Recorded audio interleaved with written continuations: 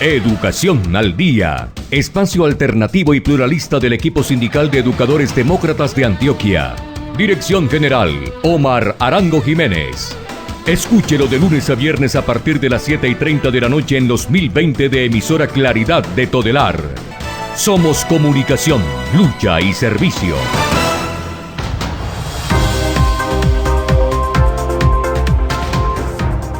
Hola, ¿qué tal, amables oyentes de Educación al Día? Muy buenas noches. Les recordamos que este es el espacio radial del equipo sindical de educadores demócratas del departamento de Antioquia. Mi nombre es Karina Arango Carbonó y hasta ahora les doy la bienvenida a este espacio radial para la educación y temas de actualidad.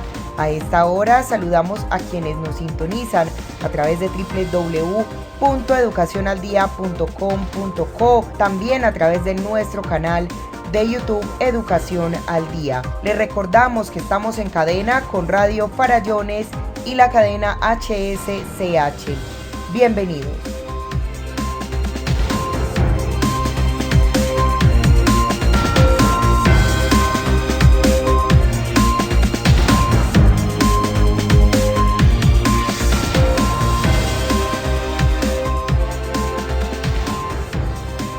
Iniciamos nuestro programa de Educación al Día la noche de hoy y desde el informativo magisterial de ADEA se realizó una importante charla donde ejecutivos de FECODE dieron a conocer detalles sobre cómo avanzan las negociaciones y también se habló del tema de la presencialidad. Vamos a escuchar a continuación al ejecutivo de FECODE, Carlos Rivas. Quiero empezar por señalar que hoy hay un debate nacional. Y el debate nacional y principal tiene que ver fundamentalmente, compañeros y compañeras, con el regreso a la escuela y la presencialidad. Pero quiero aclarar varias cosas. La escuela está abierta. La escuela nunca se ha cerrado. Lo que se ha cerrado es el edificio. Pero la institución educativa, el ejercicio, la visión y la misión, aunque no me gustan esas dos palabras para la educación, son palabras neoliberales. Pero la actividad académica y pedagógica, educativa, que desarrollamos los maestros ha sido, en primer lugar, titánica en la peor de las condiciones. Si bien es cierto, todos los ciudadanos del mundo pasamos de la escuela a la casa en una forma de migración muy rápida para poder proteger la vida. Entonces, en el caso concreto de Colombia, se reunieron virólogos, epidemiólogos, médicos y científicos y tomaron la decisión que la mejor vía era desde luego irnos para la casa. Y eso hicimos, aunque creemos desde FECODE que fue tardía, pero ese ejercicio lo hicimos. Cuando llegamos a la casa, a diferencia de los países avanzados del mundo, nos encontramos con que la tecnología que teníamos era una tecnología atrasada, que no teníamos los mejores computadores, que nos tocó mejorar la conectividad, que nos tocó comprar conectividad, ¿no es cierto? Y luego a buscar a nuestros estudiantes. Encontramos a nuestros estudiantes y arrancamos la actividad pedagógica, entendiendo que la tecnología nos ha llevado a nuevos aprendizajes, no solo a nosotros, sino también a aprendizajes con los estudiantes.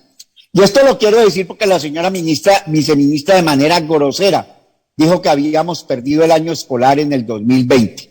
A eso reaccionó FECODE con mucha rabia, perdóneme que lo diga como si no tuviéramos razón, pero nos dio muy más genio, mucho más genio, y paramos a la señora diciéndole que no fuera grosera, que si algo habíamos hecho los maestros era haber desarrollado una actividad pedagógica y educativa en medio de las dificultades, y que quien había buscado a los estudiantes, no solo porque nos corresponde y porque es nuestra tarea y nuestra obligación, fuimos nosotros los maestros, y quienes retuvimos a los estudiantes fuimos los maestros, con un elemento que creo que es bello y que debemos de valorar. Es que hicimos la llave del éxito con los padres de familia. Ellos aprendieron pedagogía, ellos aprendieron elementos de cómo contribuirnos en los procesos de enseñanza-aprendizaje de sus hijos y fundamentalmente del aprendizaje de sus hijos. Y desde luego que nosotros aprendimos sociología, aprendimos a entender cómo va la vida de nuestros estudiantes y de sus familias en sus casas.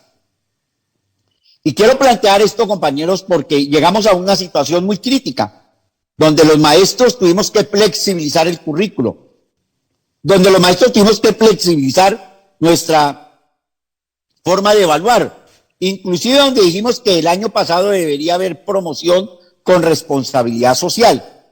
Y lo planteamos desde FECODE porque creemos que los estudiantes deberíamos de promocionarlo y después nivelábamos las actividades académicas en las que los estudiantes tuvieron algunas dificultades y también profundizar donde los estudiantes que tienen una mayor capacidad de adquirir conocimientos y saberes no lo permitiera. Pues esta situación se ha vuelto una situación en un tira y encoge, donde nosotros le hemos ganado el pulso al gobierno. En el mes de agosto del año pasado el gobierno empezó a plantear la posibilidad de la alternancia y nosotros nunca nos hemos opuesto al regreso a la escuela.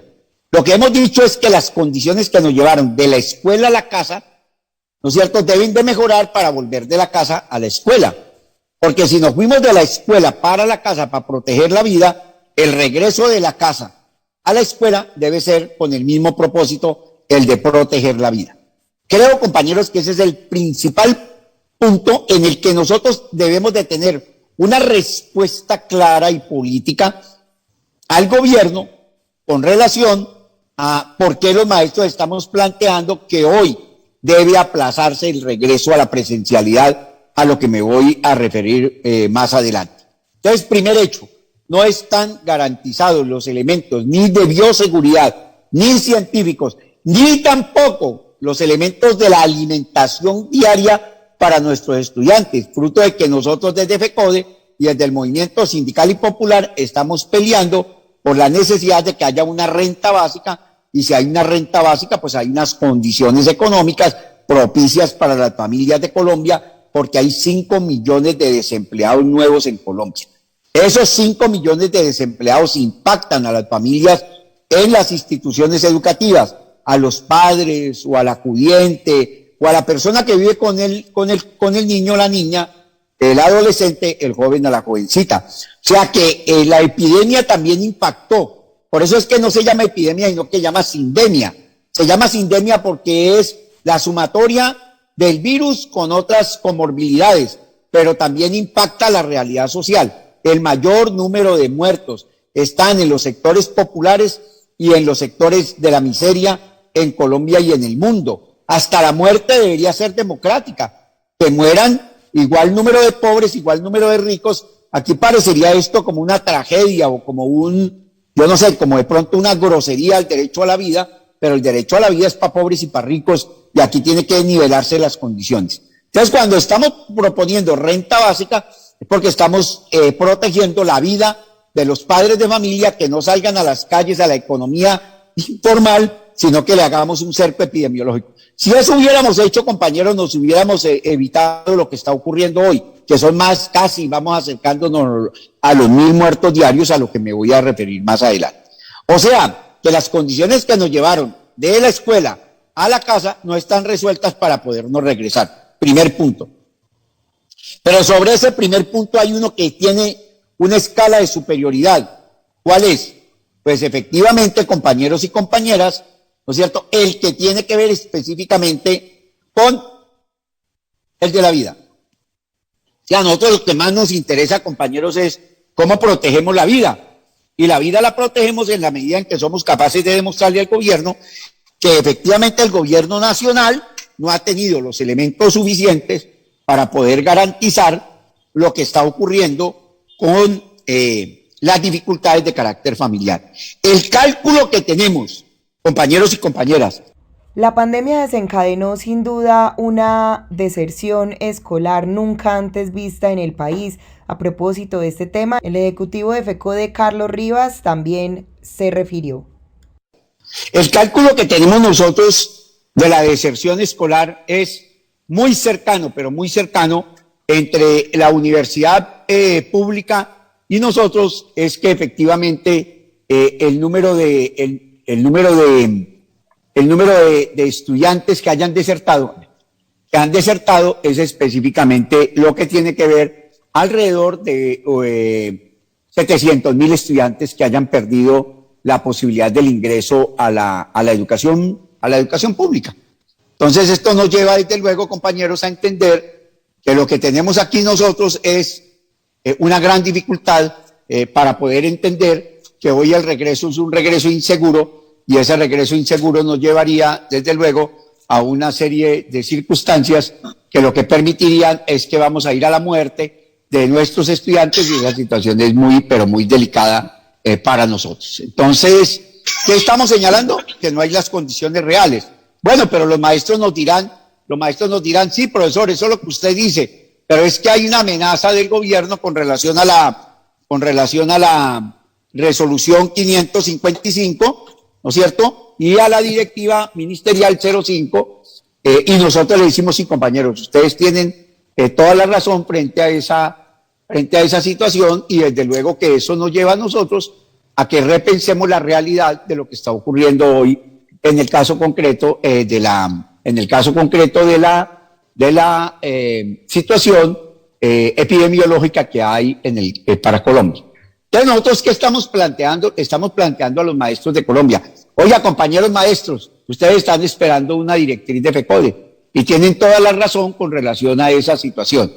Pues tengo que decirles, no hay las condiciones para el regreso, no hay las condiciones epidemiológicas. Hoy tenemos una tasa muy alta, en el caso concreto, hoy tenemos una tasa muy alta con relación a los muertos, y sería un acto de irresponsabilidad del Ejecutivo de FECODE, ¿no es cierto? Porque de pronto la sociedad nos puede juzgar el de decir que hoy no hay las condiciones para el regreso a las instituciones educativas. El ejecutivo de FECODE, Carlos Rivas, también precisó que se encuentran trabajando en un documento en el que se especifica que finalmente serán los padres de familia quienes tomen la decisión de si sus hijos asisten o no a las clases presenciales. Escuchemos. Estamos en la elaboración de un documento con el gobierno donde estamos demostrando que quien en últimas debe tomar la decisión es el padre de familia, porque al gobierno no le importan las comorbilidades. ¿Cómo así? Que si a mí no me han colocado una vacuna, ¿no es cierto?, yo debo ir a la institución educativa. El que no está vacunado es el que más expuesto está. 2, el que tiene una vacuna y le falta la otra, sigue igual de expuesto. 3, al que tiene las 2 vacunas, pues si ese tiene las 2 vacunas, ese tiene menos posibilidad de contagiarse, menos. No quiere decir que no se pueda contagiar. ¿Qué nos interesa a nosotros? Que en el regreso que hagamos a las instituciones educativas, en ese regreso se respete, compañeros y compañeras, la vida, pero no solo de nosotros, sino también de los compañeros padres de familia. Y en ese caso, ¿dónde se identifica esos hechos de dificultad? Pues se identifican, compañeros, específicamente en lo que tiene que ver con la actitud agresiva por parte del gobierno nacional, cuando lo que pretende es, indudablemente, desconocer la realidad que hay hoy en el país. Hoy en el país no hay solo una realidad, compañeros, desde el punto de vista epidemiológico. No hay solo una realidad desde el punto de vista de la carencia de los elementos de bioseguridad y los elementos científicos. Hoy en Colombia lo que hay es una situación mucho más caótica cuando realmente nosotros lo que demostramos, compañeros y compañeras, cuando nosotros lo que demostramos realmente es que hay una situación que nos lleva a un hecho lamentable desde el punto de vista económico. Hoy hay una mayor miseria y una mayor pobreza que en el 2020. Y eso lo podemos demostrar, claro, eso lo podemos demostrar desde el punto de vista socioeconómico. En la discusión con el gobierno, para que vayan mirando, porque este punto es un punto crucial, en la negociación con el gobierno nos hablaron de los elementos macroeconómicos. Lo que nos dijeron es que hay un desabastecimiento de la economía, de los recursos, de la plata para invertir en la sociedad, y lo que el gobierno dice es que no hay recursos para negociar. O sea, que no hay recursos para resolver los problemas que hoy tiene la escuela, sé que sea seguro, ¿no es cierto?, desde el punto de vista epidemiológico y desde luego de salvaguardar la vida. Entonces, aquí, ¿qué hay que decirle al maestro? ¿Qué le estamos diciendo al gobierno? Oiga, señor, ¿cómo así que el maestro que tiene comorbilidades tiene que ir a la institución educativa pase lo que pase? Eso no es cierto, compañeros maestros. Otro tema al que también se refirió el ejecutivo de FECODE, Carlos Rivas, es precisamente ese que inquieta hoy a todos los docentes, y es la circular 005. Escuchemos qué dice al respecto el ejecutivo de FECODE, Carlos Rivas. Pero esa directiva ministerial 05 es inconstitucional. Si usted coge el artículo 4 de la Constitución sobre sección de inconstitucionalidad, ¿no es cierto? Ya nada, la vida. Eso, permítame, páseme la Constitución, hágame el favor. Permítame, quiero hacer una lectura del artículo 4 de sección de inconstitucionalidad, que me parece que es muy importante, ¿no es cierto? Pues yo lo sé explicar, pero quiero hacer la lectura, compañeros, a ustedes, porque muchas veces los compañeros nos quedamos en la explicación genérica, pero no vamos realmente a la explicación desde el punto de vista de la textualidad. En el artículo 4 dice: supremacía de la Constitución y obligación política de obedecerla. Artículo 4, la Constitución es norma de normas. En todo caso de incompatibilidad entre la Constitución y la ley u otra norma jurídica, se aplicarán las disposiciones constitucionales. El deber de los nacionales y de los extranjeros en Colombia es acatar la Constitución y las leyes y respetar y obedecer a las autoridades. Y aquí en un comentario pequeño dice: tanto es la Constitución norma de normas, que el constituyente incluyó lo que se ha denominado la excepción de inconstitucionalidad en el título de los principios fundamentales, o sea, que en dicho articulado trasciende la supremacía de la Constitución, que en otras palabras quiere decir que no hay norma en el ordenamiento jurídico colombiano que contraríe la Constitución. Entonces, aquí está perfectamente claro que ni la resolución 0007, ni la directiva ministerial 05, ni el decreto 666, ni todas las normas que se han definido acá puedan estar por encima de la Constitución. Artículo 4, excepción de inconstitucionalidad. ¿Qué le estamos diciendo al gobierno? ¿Usted por qué va a hacer ir al maestro que tiene problemas de comorbilidades? O al maestro que no se siente en condiciones para ir a la escuela, o el maestro que tiene físico miedo de ir a la institución educativa. Porque eso ocurre, compañeros, hay gente que tiene miedo. Ya le hemos dicho al gobierno, así como hay una parte del gobierno donde dice que es el padre de familia en última, porque ahí se acuden al artículo 67 de la Constitución, que dice que es responsabilidad de la sociedad, de los padres de familia, ¿no es cierto?, y del Estado, la educación de los niños. ¿Y por qué no lo es también la alimentación, la salud, ¿no es cierto?, el derecho a la recreación? Y el artículo, el decreto, la directiva ministerial 05, lanza una bomba para asustar a los maestros, porque en este país lo que estamos es mamados, compañeros, del miedo. Se le vamos a descontar y le vamos a iniciar un proceso disciplinario. Eso no tiene sentido, compañeros.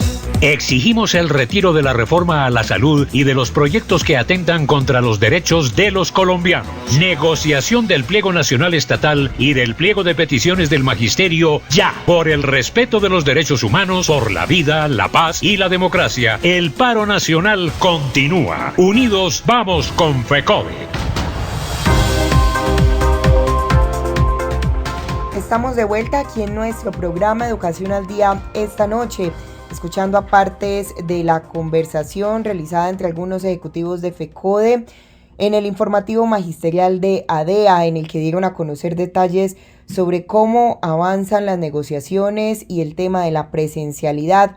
Continuemos escuchando entonces al ejecutivo de FECODE, Carlos Rivas. ¿Qué estamos discutiendo en este momento? Estamos en una discusión hoy. Elaboramos unos textos, ¿cierto? Nosotros elaboró unos textos el gobierno, no los devolvió, pero el gobierno nos quiere imponer la resolución 777, la directiva ministerial 05, y no quiere conservar la vida de los maestros y la vida de los estudiantes. Yo le digo una cosa, compañeros, si nosotros no asumimos una actitud seria, pero además hay una cosa, voy a decirlo aquí, y en el comité ejecutivo de FECODE causó un debate muy importante. A nosotros nos tienen aquí, sin ir a la presencialidad, los muertos que ha habido en Colombia. Cada vez que el gobierno dice alternancia, aparece una cantidad de muertos y parece que eso asusta. Y entonces el gobierno se detiene. Pues eso creo, compañeros, que nos va a ocurrir a quienes vamos a reingresar según el calendario académico, y es que los muertos nos pueden salvar, pero creo que es mejor que nos salven los padres de familia. Es mejor que el padre de familia tome la decisión de no enviar a su hijo, donde podamos incidir y conversar con el padre de familia. Hagámoslo, compañero, vuelvo y repito, la escuela no está cerrada, la escuela está abierta, pero además estamos trabajando más desde la educación desde la educación a distancia y la educación remota, porque en Colombia no hay educación virtual, en Colombia hay la carencia tecnológica y la carencia de conectividad. Estamos trabajando más, 8, 10, 12, 14, 18. ¿Cómo no queremos volver a la escuela? Pues claro que queremos volver a la escuela, pero no para morirnos. Las escuelas no pueden ser centros de muerte, sino deben ser los escenarios del conocimiento, del saber, donde florezca la realidad, la alegría, donde veamos la sonrisa de los niños y las niñas en las instituciones educativas. Por esta razón, compañeros, entonces, nosotros estamos planteando que hay la necesidad, todos y todas, de que se aplace el regreso presencial a las instituciones educativas. Hay 1000 argumentos más, desde el punto de vista científico, desde el punto de vista de la positividad, bueno, hay una serie de cosas y de elementos que creemos que es urgente tener en cuenta para poder avanzar nosotros en lo que tiene que ver con el desarrollo del desarrollo de nuestra vida y de la vida de nuestros estudiantes. Pero aquí lo que más rabia nos da es que al gobierno no le interesa tener en cuenta estas condiciones. Entonces lo que seguimos con el gobierno es en una política, la necropolítica, la muerte. No les interesa la biopolítica. El ejecutivo de FECODE, Carlos Rivas, también habló sobre la proporcionalidad en las vacaciones y la prima de vacaciones. Escuchemos. No hay nada de negociación. Lo que hemos hecho es una tiradera de corriente. El gobierno diciéndonos que no hay ni un peso, que no hay posibilidad, reconociendo que los acuerdos del 2019 no los pudo cumplir y que hoy menos porque no hay plata. Entonces hay situaciones, compañeros, como la proporcionalidad de las vacaciones. Mire lo que hicieron los medios de comunicación. Los maestros no trabajan, están en vacaciones y ahora quieren que les den una prima, como si la prima no la hubiéramos conseguido con mucha anticipación, cuando el gobierno nos quitó el derecho a la prima de servicios.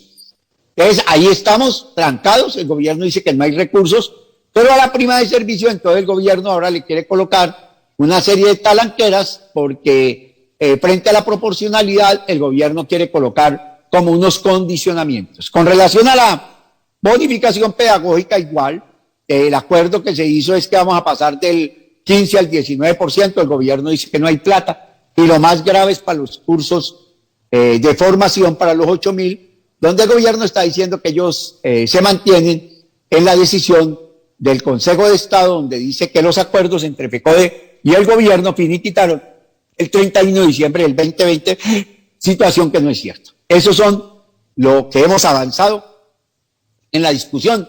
Yo diría en mirar unos elementos de juicio reales. Entonces, hay una preocupación también de los maestros. Todo el mundo preguntando, ¿y cómo, qué vamos a hacer los que participaron?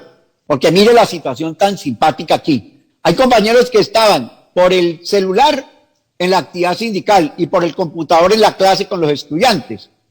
O hay unos compañeros que trabajaban hasta las 10 de la mañana y después de las 10 se iban para la actividad sindical. O sea que hoy el Ministerio de Educación no tiene cómo cuantificar el número de maestros, ¿no es cierto?, que hoy están en la posibilidad de decir que estuvieron o no en paro.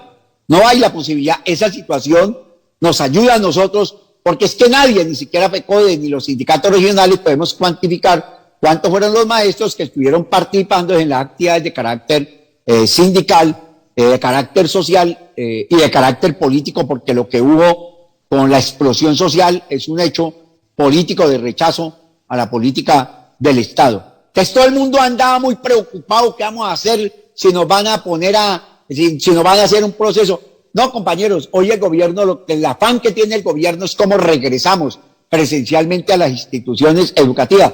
Pero tenemos varios ases bajo la manga. El primero es de demostrarle al gobierno que los maestros en el año 2020 trabajamos más del tiempo que era. Y en segundo, que en el 2020 no tuvimos vacaciones. El gobierno no puede venir hoy a chantajearnos, ¿no es cierto?, con relación a un derecho constitucional que es la protesta, pero también el derecho a participar en el paro, en la movilización y en la lucha de carácter social. Y también tenemos que decirlo acá, compañeros, acá lo que hay es una militarización del país. Lo que se está es tratando de construir un escenario, compañeros y compañeras, un escenario para la guerra. Creo que la posibilidad de las elecciones en el 2020 se están diluyendo. Aquí lo que quieren, compañeros, es dar un golpe de Estado. Al dar un golpe de Estado cierran el Congreso, cierran las altas cortes, desde luego convocan una Asamblea Nacional Constituyente y vuelven, compañeros, a revivir el artículo de la reelección, que eso es lo que quiere el innombrable que ocurra en este país.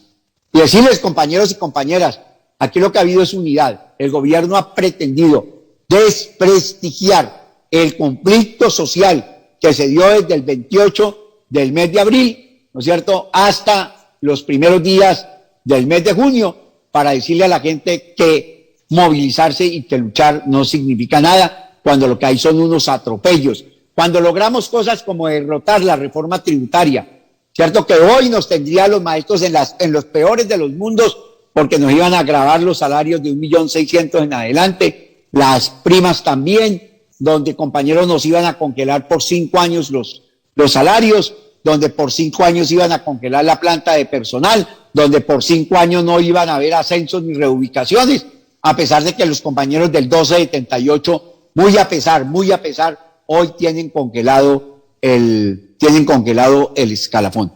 Entonces, ante esa situación, compañeros y compañeras, lo que hay que plantear acá con claridad es que nos mantenemos en la posición de que la presencialidad hoy es inconveniente, que vamos a seguir teniendo la escuela abierta. Exigimos el retiro de la reforma a la salud y de los proyectos que atentan contra los derechos de los colombianos. Negociación del pliego nacional estatal y del pliego de peticiones del magisterio ya. Por el respeto de los derechos humanos, por la vida, la paz y la democracia, el paro nacional continúa. Unidos vamos con FECODE. Y estamos de regreso aquí en nuestro programa Educación al Día, esta noche conociendo los informes de ejecutivos de FECODE sobre cómo avanzan las negociaciones y el tema de la presencialidad. Vamos a escuchar a continuación el informe del ejecutivo de FECODE, Domingo Ayala. Hoy nos tiene una situación difícil y es la crisis del país profundizada por la pandemia, y ahora el gobierno nacional, en cabeza del Ministerio de la Salud, del Ministerio de Educación, quieren precisamente no agradecer el esfuerzo que hemos hecho los maestros y maestras, sino de enviarnos a la muerte. De decir entonces que aquí, y como lo dijo la ministra, la cual hicimos una réplica muy profunda, de decir de que el año 2020 y lo que va corrido del 21, se había perdido la educación en términos reales. Situación sumamente irresponsable de este gobierno, de decir de que los maestros y maestras no hemos hecho nada para el mejoramiento de la calidad de la educación y sobre todo cumplir con nuestra responsabilidad. Lo que siempre nos ha animado ética y moralmente en la defensa de la educación pública, porque tenemos que decir hoy, y se lo decimos con conocimiento de causa, este gobierno incluso cuando arrancó esta pandemia pretendía cancelar el año lectivo. Los maestros y maestras liderados por FECODE y los sindicatos regionales nos opusimos, y además porque el gobierno planteaba esta situación, porque en los colegios públicos es donde estudian los hijos de los pobres, de los trabajadores. No les importa nada el derecho fundamental de la educación. Y tenemos que decirle hoy al pueblo colombiano que los maestros nos reinventamos basado en la pedagogía, donde el trabajo en casa, con muchos sacrificios, compañeras y compañeros.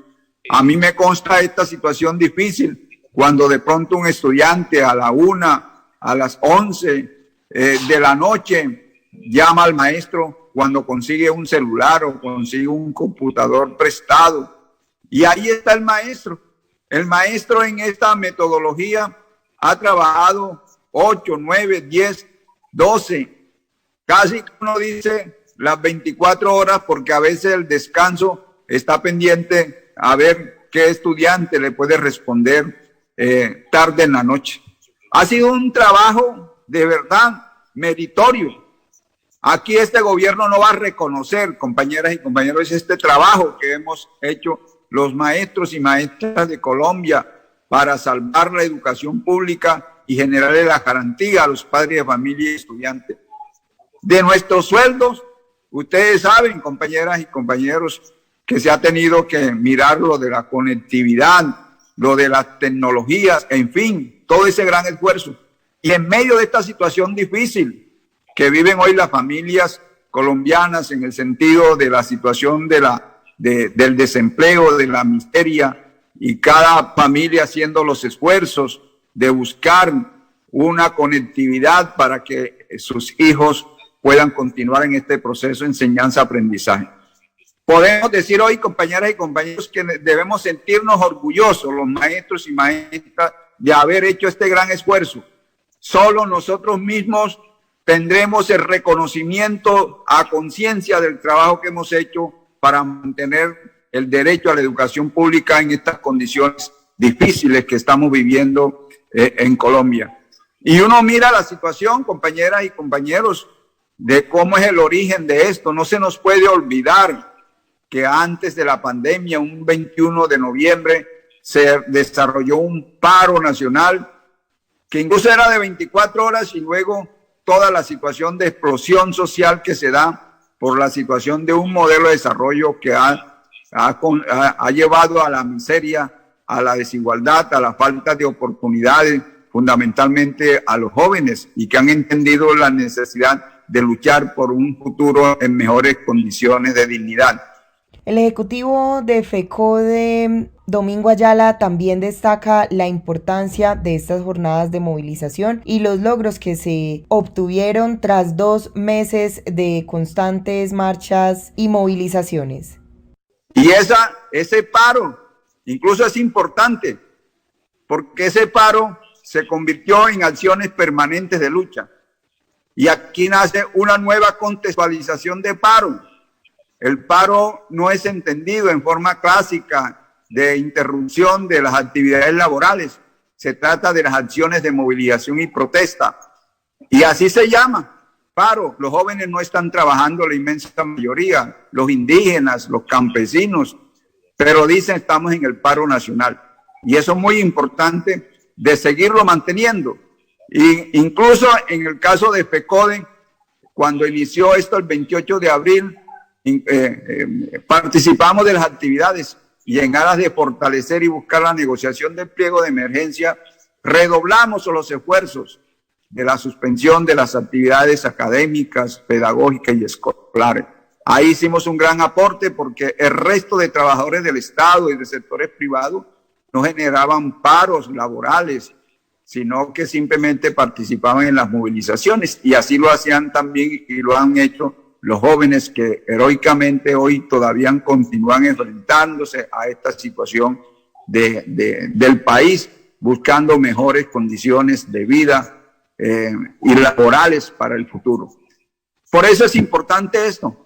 Y miren que a raíz de esta situación nace una nueva organización que tenemos que cuidarla, compañeras y compañeros, como es el Comité Nacional de Paro. Más allá del Comando Nacional Unitario Sindical, más allá del caso de los estudiantes, de los sectores sociales y populares, hemos construido históricamente una organización para luchar por el conjunto del pueblo colombiano.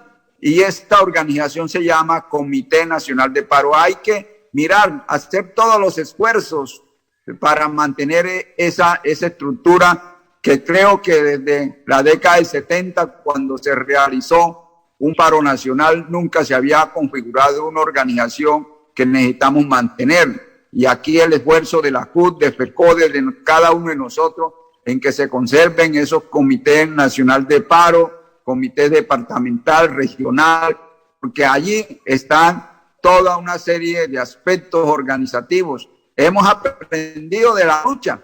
Como dice, estamos aprendiendo y estamos construyendo camino al andar. Y no simplemente en Colombia, sino en otros países. Ahí tenemos la experiencia de Chile, de Argentina, de Bolivia, con toda la situación de resistencia. Y los pueblos han aprendido a organizarse más allá de los intereses que puedan ser particulares o gremiales. Se está construyendo un país precisamente con toda esta serie de directrices políticas y sociales, y también políticas en el sentido de ir configurando fuerzas de poder que nos permitan construir nuestra propia historia. Eso es muy importante. Por eso hay que hacer todos los esfuerzos de ayuda en los comités regionales de paro y todas las contradicciones que puedan existir o que han existido, hay que trabajar para que se reconstruya en una situación fuerte, poderosa y unitaria para seguir en esta lucha, porque recuerden, el paro nacional del pueblo colombiano no ha fenecido, sino que tiene unas estructuras dinámicas que es importante seguir fortaleciendo, seguir configurándolas y sobre todo mirar unos esquemas organizativos para mejor toma de decisiones que nos permitan andar por el mismo camino. Por eso, compañeras y compañeros, es importante estos esfuerzos. Recordemos que a raíz de esa gran explosión que se da el 21 de noviembre de 2019, ahí se levanta un pliego importantísimo de 103 puntos que configuran toda la problemática social, económica, cultural y política del país. Ese referente no se nos puede quedar. Pero a raíz del surgimiento de esta pandemia, producto de la sobreexplotación de la naturaleza y que no ha venido generando el capitalismo como tal mejores convivencia de vida, aparece lo de el COVID-19 en marzo de 2020. Pero recordemos, compañeras y compañeros, que el 19 de junio de 2020 el Comité Nacional de Paro presenta un pliego de emergencia para resolver la situación profunda que se vive en Colombia. Si el gobierno hubiese atendido este pliego de emergencia, quizás la situación no estuviese hoy en las condiciones que está, y que el gobierno ahora, basado en esta situación, trata de meter al magisterio y la comunidad educativa en la política de la necropolítica, en términos de que no importa quién se muera en aras de salvar la economía al servicio de los grandes capitales. Esa es la situación real que tenemos. Y bueno, recordemos esos elementos. Yo creo que no se nos puede, esto hay que decirlo a la opinión pública, compañeras y compañeros. Por ejemplo, el primer punto del pliego, el problema de salud. Se le planteó al Estado que asumiese los hospitales, las UCI, mire cómo están hoy colapsadas, y que asumiese el personal médico, paramédico, en sentido de enfrentar la crisis. Porque del Estado se tienen 41 billones de pesos que se le ha entregado simplemente a las EPS para que hagan negocio a costa de la muerte de los colombianas y colombianos. Y entonces eso es muy importante resaltar, ese punto. El otro punto importantísimo es lo de la educación como derecho, lo de la matrícula cero desde el preescolar hasta la universidad. Los jóvenes han luchado y en medio de esta crisis no tienen con qué pagar las matrículas. Y bueno, en esta situación se plantea este tema importantísimo para resolver en gran parte la situación de la que viven los jóvenes sin posibilidades de garantía. Y ahí tenemos el ICETEC, que lo que hace es endeudar a los futuros profesionales. Un tema muy importante del cual se refirió el ejecutivo de FECODE, Domingo Ayala, es el tema de la renta básica. Escuchemos. Asimismo se planteó, recordemos, compañeras y compañeros, lo de la renta básica. Lo normal que puede hacer una familia y un padre es atender las situaciones que viven sus hijos. Aquí el Estado es el garante con relación a todos los habitantes del país. Y mire la situación de miseria en que se está. 31 millones de compatriotas en la pobreza, 8 millones de compatriotas por debajo de la línea de pobreza. O sea, en la miseria. Más de una cuarta parte de la población, compañeras y compañeros, no consume las 3 comidas. Ahí tenemos la radiografía que se vive en el país en materia de exclusión y de pobreza. Pero el gobierno no atendió esto de un salario mínimo que se planteaba para resolver y mirar. Mire, yo estoy seguro que cuando nos mandaron a la cuarentena, si aquí se hubiese aplicado esto, quizás esta situación no estuviese en el momento en que está. Simplemente se iniciaron con unos mercaditos de la corrupción y se dejó abandonada a la familia y la gente tuvo que salir a las calles y en un diciembre del 2020 a hacer el rebusque, y ahí empezó nuevamente el incremento de la pandemia. Esto hay que recordarlo, porque aquí hay un responsable de esta situación y es el Estado y es el gobierno que en estos momentos no atendió.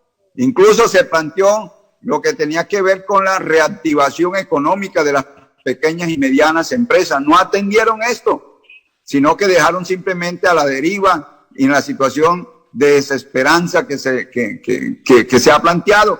Y hoy tenemos una situación difícil porque no se atendió desde raíz, desde que inició esta situación, con políticas realmente que generaran la salud y la garantía del bienestar de la población.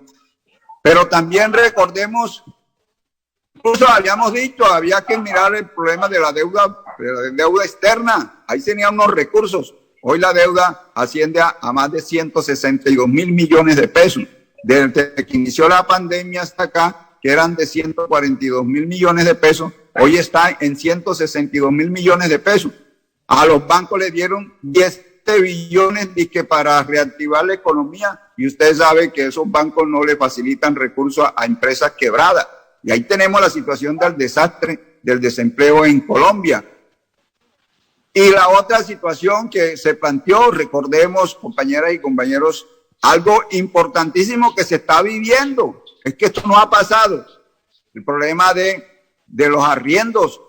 El 90% de la población no tiene casa en Colombia y había que preservar la familia alrededor de donde viven. Muchos fueron desalojados, los hijos dispersados ante los abuelos, tíos. En Bogotá, muchos debajo de los puentes en esta plena miseria.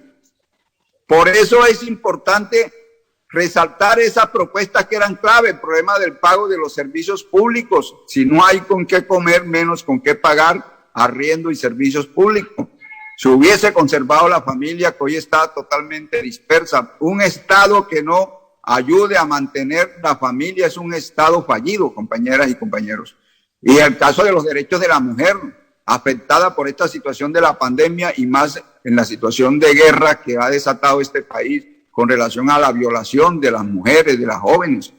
Aquí retrotraernos al imperialismo romano, cuando tomaba una tribu, lo primero que hacía era violar a las mujeres para debilitar su resistencia moral y ética. Eso es lo que estamos viviendo hoy, compañeras y compañeros. Frente a este panorama que se presentó el 19 de junio, el gobierno no atendió nada, siguió la misma situación y la misma profundidad. Y bueno, en medio de esta pandemia, el 28 de abril, cuando se levanta el pueblo, a pesar de los riesgos, y que hoy nos dicen de que se incrementó la pandemia, y eso no es verdad. Uno le pregunta, bueno, ¿y por qué Claudia López le dio COVID si no fue a las marchas? No. Aquí la situación que se da es porque en esta situación difícil económica, la gente sale a rebusque y claro que consigue la situación de contagio.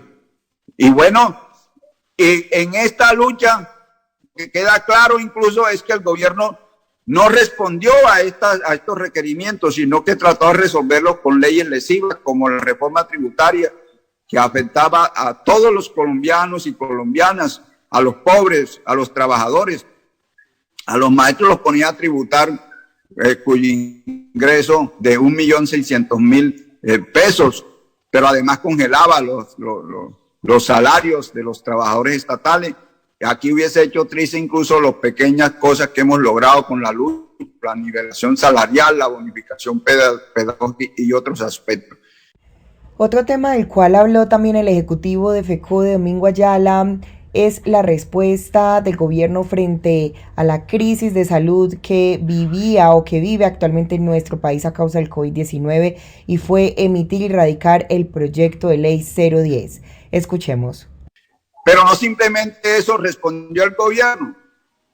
Respondió entonces, en vez de ubicar la salud como derecho, lo que planteó fue un proyecto de ley 010 para profundizar su privatización y no atender las enfermedades de alta complejidad, las convertía en un negocio y acababa en caso del Fondo de Prestaciones Sociales Magisterio, que hoy tenemos dificultades en aspectos de salud, pero estamos en esta lucha para mejorar y sobre todo la parte de prestaciones económicas y sociales, muy importante.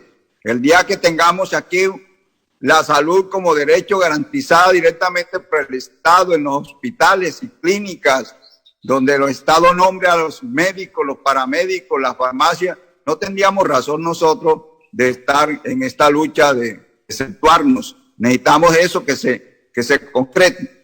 Y bueno, compañeros, ustedes conocen la situación que se ha dado.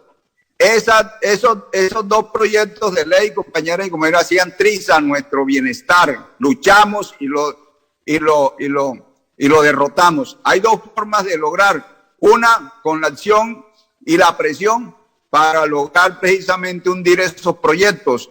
La otra, a través de la negociación. El gobierno no negoció, pero lo derrotamos.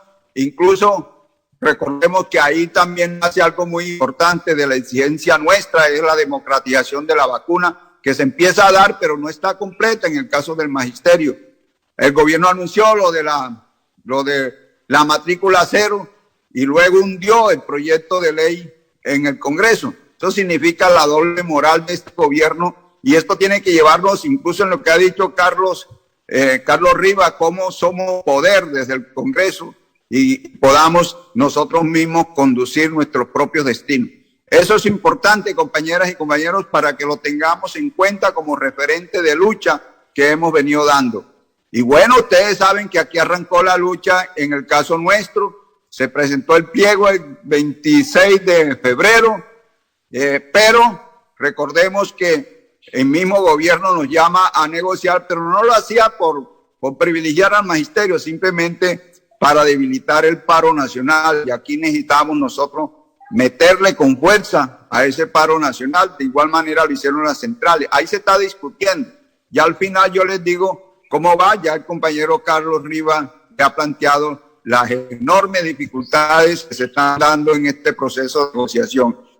Pero algo también muy importante, porque a veces le preguntan a uno, bueno, ¿y qué hemos conseguido nosotros ya en la parte específica? Compañeras y compañeros, fuimos a una lucha general, ahí estábamos involucrados, ahí están unos resultados importantes, no los podemos desconocer, y ahora estamos enfrentando nuestra situación particular. Desde luego no es fácil frente a esta situación de este gobierno que se niega a negociar, simplemente quiere que se dialogue y ellos toman decisiones.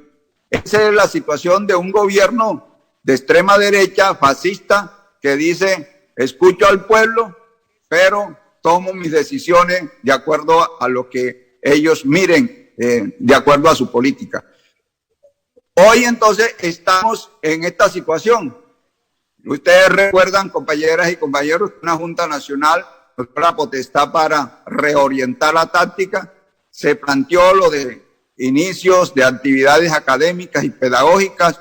Aquí hay una situación compleja, como dijo el compañero Carlos Rivas, cada docente sabe realmente qué ha hecho, e incluso el gobierno aquí no ha podido expedir normas, restrictivas en el sentido de obligar, porque solo cada uno sabe, cada establecimiento educativo sabe, y nunca FECODE ha dejado de responder a los estudiantes y familias, siempre lo ha hecho. Pero aquí el problema no es mirar por día, sino de acuerdo a contenidos y de acuerdo a situaciones metodológicas, que es la que siempre se ha hecho, porque hay que medir los objetivos en términos, y muchos objetivos no se miden en términos estrictamente de tiempo, sino estrictamente también mirando los aspectos pedagógicos. Todos conocemos esto, compañeras y compañeros, lo que es los diseños metodológicos y pedagógicos con relación al logro de objetivos. Y entonces, compañeras y compañeros, estamos en esta situación. Ustedes saben que incluso le pedimos a la Junta Nacional, que en ese momento estaba planteando suspender, porque prácticamente el Comité Nacional de Paro se había retirado de la mesa. Recordemos que había exigido unos criterios mínimos para la iniciación, porque no se podía iniciar una negociación con la criminalidad, la guerra, la muerte, toda esta situación que ustedes conocen a nivel nacional, y que incluso todavía en algunos sectores se mantienen niveles de lucha y de resistencia. Y bueno, esperando incluso los resultados de la Comisión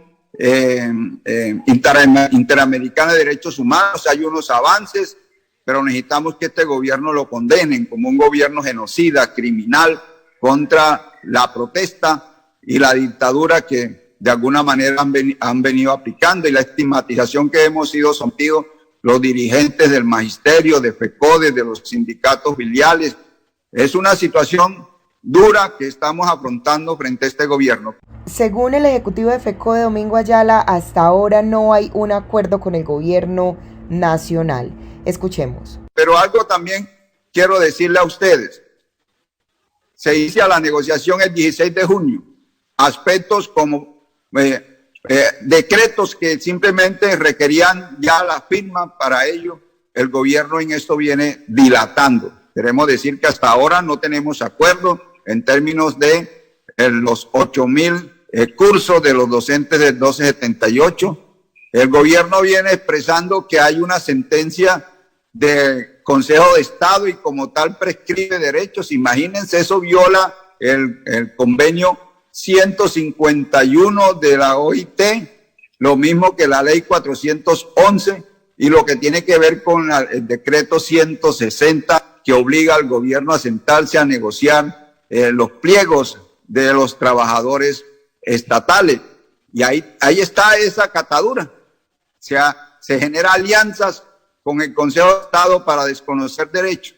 Lo otro, lo que tiene que ver con la prima de bonificación, la bonificación pedagógica, esto surge a raíz que el gobierno nos negó la posibilidad de entrar a la bonificación por servicios prestados. Recordemos que oscila entre el 35 y el 50%, y ahí se ha venido planteando la bonificación pedagógica que debe este año aumentar del 15 al 19%, y necesitamos continuar avanzando para el 2022 y 2023, está en el pliego de FECODE. Y con relación a la prima de vacaciones, recordemos que fue una conquista importante en el gobierno de Samper, pero también fue como dice uno, una espada contra nosotros en el caso pues de la lucha, porque por un día que se pierde toda la prima. Eso estamos buscando que sea proporcional, pero el gobierno quiere meterle trucos y trampas para desconocer este tipo de acuerdos. Y de igual manera estamos ya en el proceso de lo que tiene que ver con la presencialidad.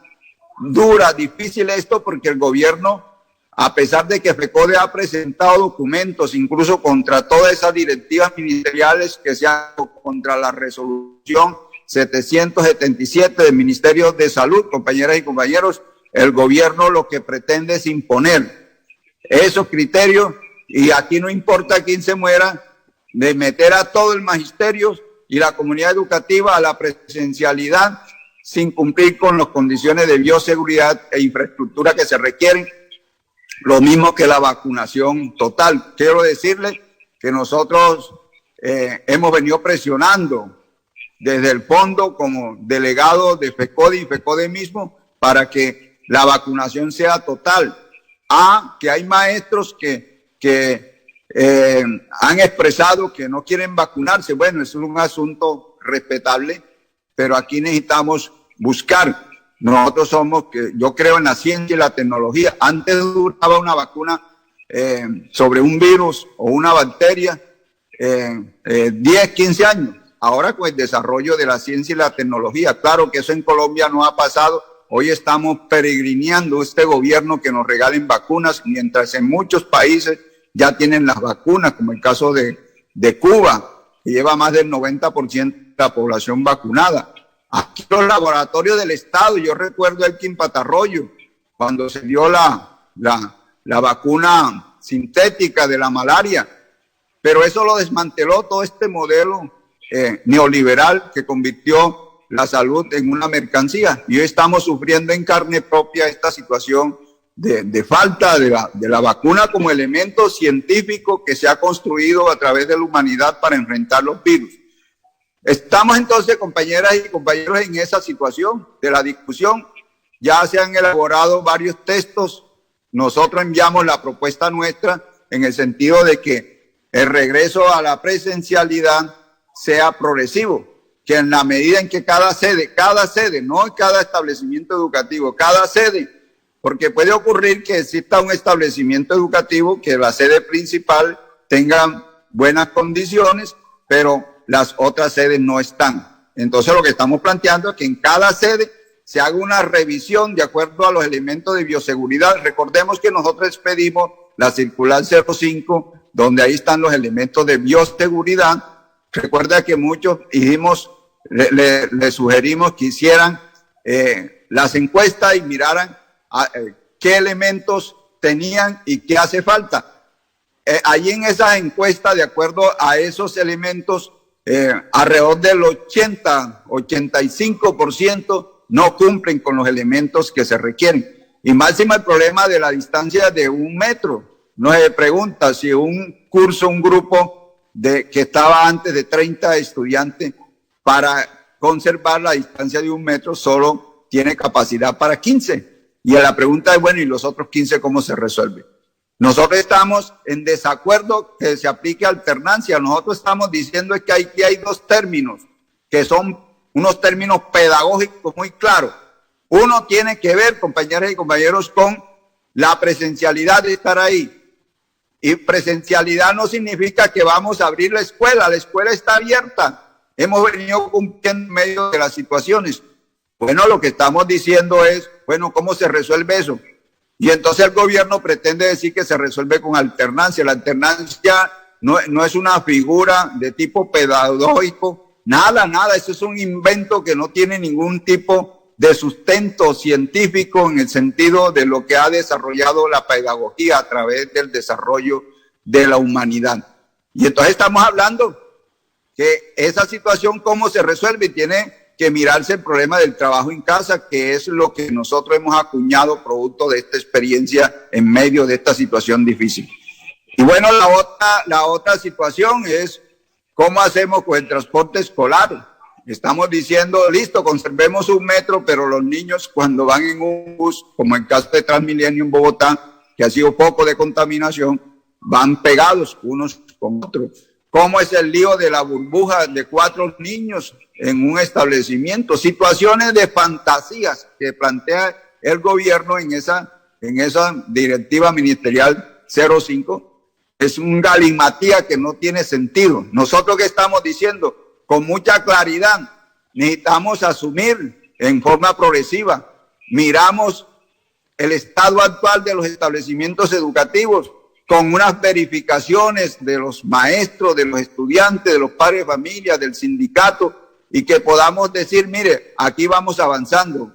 Cuando se cumplan esa serie de situaciones que preserve la vida y la salud, compañeros, nosotros no tendríamos ningún problema en eso. Pero el gobierno plantea una táctica lesiva. Es que primero van todos, no importa cómo estén. Los elementos de comorbilidad para los maestros, de los estudiantes, de los padres de familia, entren todos. Y después que ya entren todos, vamos mirando quién tiene problemas de debilidad, entonces para seleccionarlo. Eso no puede ser la táctica, compañeras y compañeros. Tiene que ser a la inversa. Se mira primero y después se va avanzando, y se va avanzando de lo más simple a lo complejo y vamos avanzando en esto, pero es que tener referencia con los estados de salud hoy. Por ejemplo, ¿cómo así que están en el 90, el 95% en las ciudades? ¿Y entonces qué? ¿Y acaso nosotros no hacemos parte de esta sociedad? Y como tal, entonces tiene que mirarse todos esos niveles que no lo estamos diciendo nosotros. Esa es la situación que estamos planteando. Se está discutiendo, ya se han enviado unos textos, y nosotros aquí lo que decimos, compañeras y compañeros, no vamos a permitir que este gobierno, simplemente por unos intereses de reactivación de la economía, a la cual estamos de acuerdo todos, pero aquí no puede ser sobre la base de la muerte y la salud. Y claro, ¿cuántos niños en términos generales están implicados en este país a raíz de la educación? Alrededor de 15 millones. Y entonces, ¿qué es lo que se plantea? Tomar a la comunidad educativa, a la educación, ellos de India, para entonces supuestamente reactivar la economía sobre la base de la muerte de los maestros, de los estudiantes y padres de familia. Estamos planteando la vacunación no simplemente nosotros, en caso del magisterio, sino lo que tiene que ver con los estudiantes. Ya en muchas partes del mundo se han iniciado vacunaciones con niños de 12 años. Creo ahí miré en caso de Barranquilla, en alguna parte de 12 años, niños que tienen comorbilidades. En fin, aquí necesitamos, porque en caso de los padres de familia, necesitan hacer unos exámenes generales, porque incluso muchos jóvenes, muchos padres de familia pueden ser asintomáticos y pueden contagiar. El niño puede contagiar a su familia. Se trata de preservar la vida y la salud de toda la comunidad educativa. En eso estamos, compañeras y compañeros. Decirles que hasta ahora no hay nada en concreto de ningún punto que ha planteado FECODE. Este gobierno no quiere negociar, sino que simplemente opinen y toman las decisiones. Por ahí escuchamos de que ya el gobierno planteó lo de la matrícula cero y no aprobaron el proyecto que presentaron los compañeros de movimientos y sectores sociales alternativos, sino lo que a ellos les interese, porque le interesa más el problema político alrededor de esta situación dramática que hoy vivimos. Finalmente yo quiero expresarle a ustedes que necesitamos mantener la unidad. Importante, podemos tener muchas diferencias, compañeras y compañeros. Aquí hay un momento sumamente difícil. Necesitamos estar cohesionados. Decir, mire, en las escuelas y colegios, con las organizaciones sindicales, compañeras y compañeros, hay que trabajar en el proceso de unidad y sobre todo algo muy importante, cómo aprendemos de esta realidad a construir también poder. Por eso yo soy también de los que llamo a que configuremos acciones políticas. Necesitamos un Congreso mayoritario de más de 55 senadores, más de 87 representantes a la Cámara. Necesitamos un programa con los sectores alternativos en Colombia. Está el pacto histórico. Yo hago parte del pacto histórico. Yo soy militante de una organización, Unidad Democrática, que lidera el senador Luis Carlos Avellaneda. Pero ahí hay las alternativas. Está el compañero Carlos Rivas, el compañero Nelson, que incluso se tuvo que ir porque planteó de que aquí entonces necesitamos avanzar hacia 2022. Yo creo que sí, compañeras y compañeros, necesitamos avanzar en eso, necesitamos construir nuestro país, necesitamos un presidente de la República que se pueda escoger mediante consultas interpartidistas con un programa al frente, un programa, digamos, progresista, incluso con elementos liberales en el sentido de cómo se coloca la economía al servicio de la gente. En eso, compañeras y compañeros, estamos comprometidos y quiero finalmente decirle, porque me voy a integrar a la reunión del comité ejecutivo que estamos discutiendo este tema, decirles que cuenten con nosotros contamos con ustedes, la fuerza de los padres de familia y estudiantes son importantes. Les voy a decir una táctica cuando no se ha logrado acuerdos. Yo recuerdo que antes, cuando los docentes promovían acciones de lucha y movilización, los perseguían, hacían descuentos y toda esta situación. Y ubicamos una vez una táctica importante, que la movilización la daban los mismos estudiantes y padres de familia. Hoy requerimos de estar al lado de los padres de familia. Aquí está la vida, compañeras y compañeros. Y yo creo que aquí no nos vamos a dejar imponer esas políticas, o el gobierno concerta o vamos a procesos de lucha y de resistencia, no simplemente los maestros y maestras, sino toda la comunidad educativa, porque hoy más que nunca necesitamos defender la vida, la salud para cada uno de nosotros. Muchísimas gracias, compañeras y compañeros, y no se les olvide que la unidad en la lucha nos hará vencedores. Sin luchas no habrá victoria. Amables oyentes, hemos llegado al final de nuestro programa Educación al Día. Les recordamos que este es el espacio radial del equipo sindical de educadores demócratas del departamento de Antioquia. Les recuerdo que soy Karina Arango Carbonó y agradecemos a todos por su sintonía. Les recordamos que nos pueden escuchar de lunes a viernes a través de www.educacionaldia.com.co, de 7:30 de la noche a 8:30. También pueden sintonizarnos a través de nuestro canal de YouTube. También estamos en cadena con Radio Farallones y la cadena HSCH. Feliz noche para todos.